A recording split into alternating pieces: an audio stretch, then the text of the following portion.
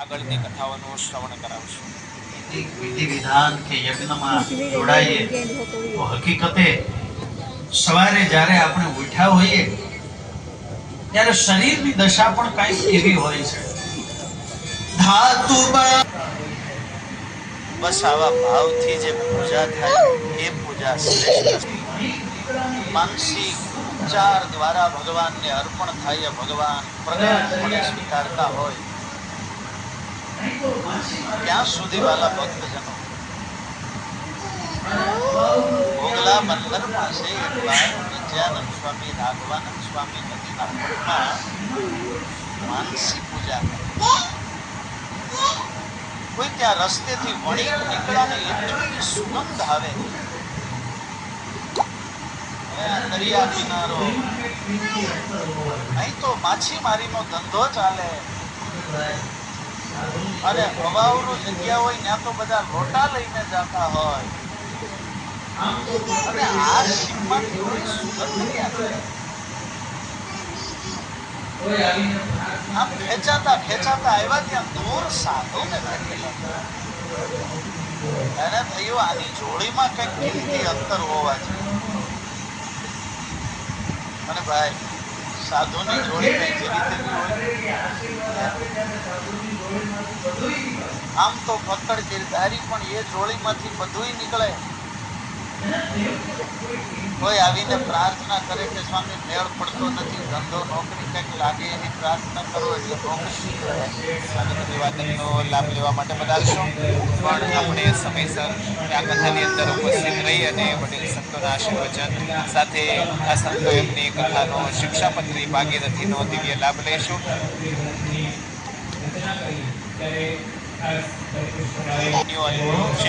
નથી. દેહ ધારણ પોષણ અને આ તો શાસ્ત્રોનો સ્મૃતિ ગ્રંથોનો મત છે. અને એટલા માટે પ્રાતઃ કાળે ઉઠી વોકિંગ, જોગિંગ, યોગાભ્યાસ કરતા હોય ઘણાને એ ખુલાસો ન થાય તો એ બધા વિધિ કરી લેવા. પણ ત્યારબાદ સ્નાન કરીને જ પૂજા પાઠ થાય. સ્નાન કર્યા પછી જ સુતરાઉ કાપડ હોય એનો સ્પર્શ થાય. એનો સ્પર્શ પણ શાસ્ત્રમાં નિષિદ્ધ છે. માટે ભગવાનના ભક્તોએ સ્નાન કરવું જોઈએ. યોગ સૂત્રની અંદર સૂત્ર આવે છે શૌચાત સ્વાંગ જુગુપ્સા, કે જ્યારે આપણે શરીરની આ પવિત્રીકરણનો બધો વિધિ કરીએ છીએ, સ્નાન આદિ કરીએ છીએ, ત્યારે આપણને દેહ પ્રત્યે હે બુદ્ધિ થાય છે, અભાવ આવે છે કે કેટલી સ્વાંગ જુગુપ્સા, કે આ શરીરને કેટલી વાર સ્નાન કરાવ્યું તો પણ આની અપવિત્રતા જતી નથી. આવા વૈરાગ્યના વિચારો માટે સ્નાન કરતી વખતે કરવું. આપણા શાસ્ત્રોએ એટલું બધું ધ્યાન રાખ્યું છે. આજનું વિજ્ઞાન પણ પ્રમાણિત કરે કે નિરોગી રહેવા માટે પણ સ્નાન છે એ અતિ આવશ્યક છે. સારું થાય ત્યારે લગભગ આપણે બધું ભૂલી જઈએ, પણ હમણાં જયારે કોરોના આવ્યો તો ત્યારે કેવું હતું, અને યુવાન હશે અને સ્વામી સત્સંગ કરાવતા હતા. દૈવી જીવ મુમુક્ષુ, અને આમ સાધુ વાત કરતા હોય ને ઉતરતું હોય તો એ વાત કરતી વખતે ખબર તો પડી જાય ને કેટલું ઉતરે છે કે ઢોળાય છે.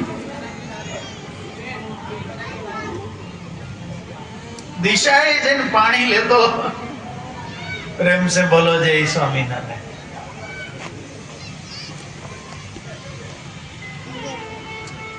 જ્યાં જ્યાં આવી અપવિત્રતાઓ છે, અમુક ધર્મોમાં સ્નાનના નિષેધ છે. જાડા વસ્ત્ર પહેરીએ, ધંધાના વસ્ત્ર પહેરીએ તો કાંઈક ને કાંઈક એ બધો ભાર આવે. ઘણાને તો પ્રશ્ન એ હોય જીન્સનું પેન્ટ પહેરીને પલાઠી જ કેમ વાળવી?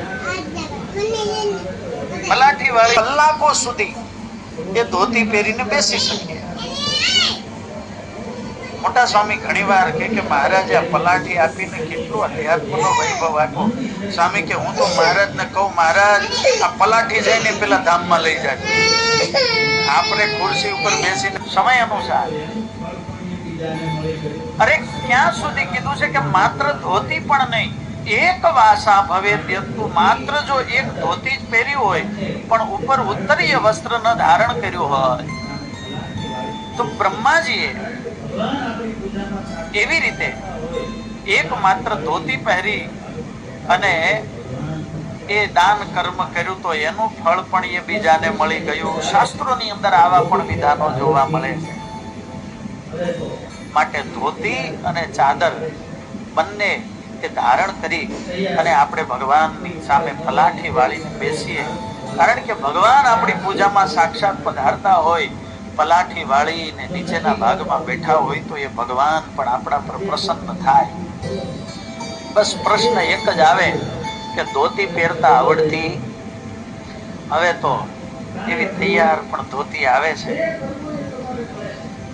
તૈયાર કોઈ ઉપાય ન હોય ને પહેરવી પડે એ સારું, પણ વાલા ભક્તજનો પ્રયાસ એવો કરવો કે મારે ધોતી શીખવી છે. જો નક્કી કરો તો આવડી જાય કે નહીં. આજે તો તમે YouTube ખોલો ને, તમે જે લખો એ બધું આવડે. પ્રેમ સે બોલો જય સ્વામિનારાયણ. હા, કાંઈ અઘરું, જે કરવું એ તમારે મળે છે. તમારે કોઈ પ્રકારની વસ્તુ શીખવી, ડેકોરેશન કરવા, આવી બધી વસ્તુઓ સ્કિલ શીખવી, રસોઈ બનાવી. અમે લંડન હતા તો ભક્તિ સ્વામીનું અમે 2 જ રહી ગયા, બધા સંતો વહી ગયા.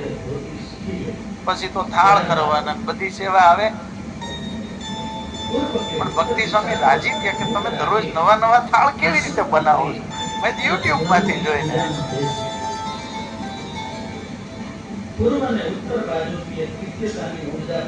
પણ વાલા ભક્તજનો, કોઈ પણ રીતે ભગવાનના ભક્તએ ધોતી શીખી લેવી. ત્યારબાદ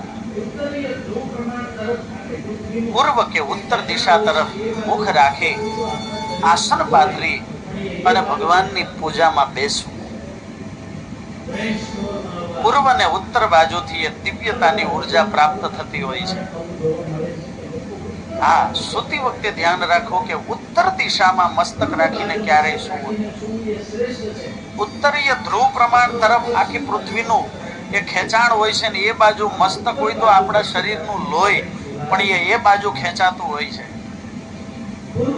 બ્રેન સ્ટોર્મ આવવા, આ બધા રોગોના મૂળમાં ઘણીવાર આવું જોવા મળે છે કે લોકો ઉત્તર બાજુ મસ્તક રાખીને સૂતા હોય. પૂર્વ બાજુ મસ્તક રાખીને સૂવું એ શ્રેષ્ઠ છે, અથવા તો પશ્ચિમ બાજુ મસ્તક રાખીને સૂવું. પણ ઉત્તર બાજુ મસ્તક રાખીને ક્યારેય સુવાય નહીં. પૂર્વ કે ઉત્તર દિશામાં મુખ રાખી અને ભગવાનની પૂજામાં બેસવું. ભાલમાં તિલક ચાંદલો કરવો. કર્તવ્યમ ઉર્ધ્વ પુંડ્રમ ચ પુંભિરેવ સ ચંદ્રકમ કાર્ય સધવ નારીભીર ભાલે કુમકુમ ચંદ્રકઃ.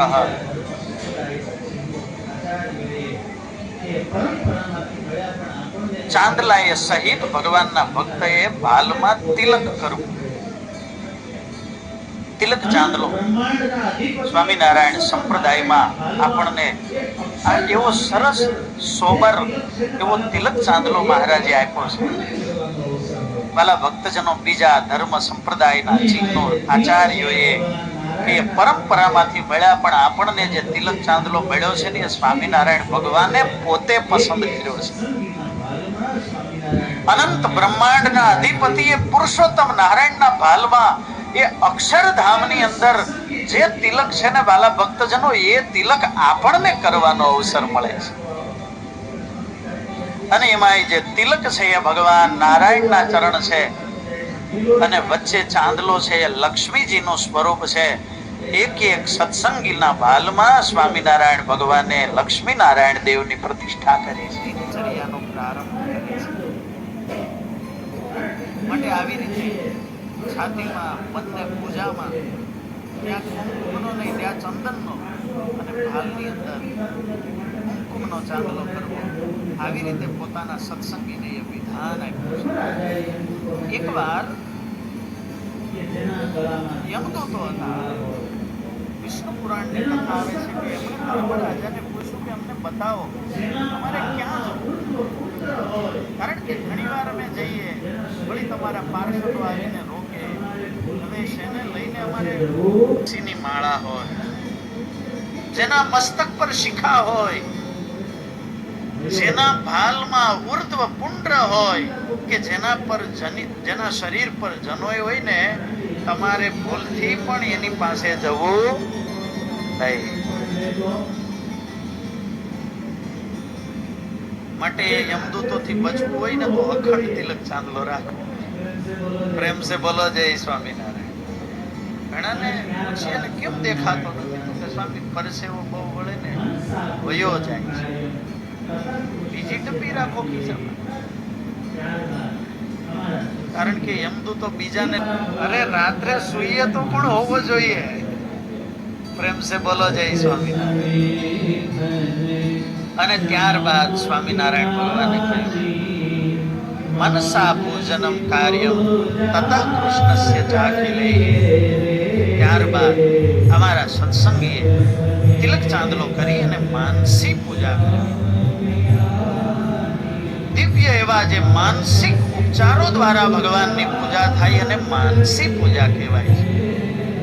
રાધે શ્યામ પિયા માનસી પૂજા કરીએ, સ્નાન કરીને સુંદર વરની, સ્નાન કરી સુંદર વરની મૂર્તિ અંતર ધરીએ રે.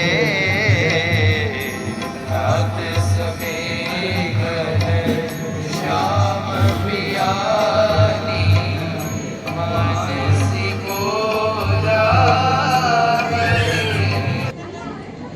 અરે ભાઈ, આમાં તો મારો ઘરનો સામાન છે, લાઈવ જોઈએ. અને એવી રીતે આમ ખલેજી આંચકીને ત્યાં બે ત્રણ તો બિસ્કિટ હેઠળ સામાન છે. આ ભાઈ અમે હોની એટલે અમારો સામાન આવો જ હોય ને.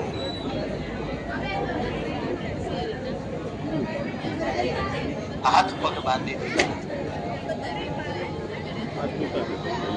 સુંદરજી ભગત બોલ્યા, ભાઈ તમારે આ લઈ જવું હોય તો લઈ જાઓ. મારો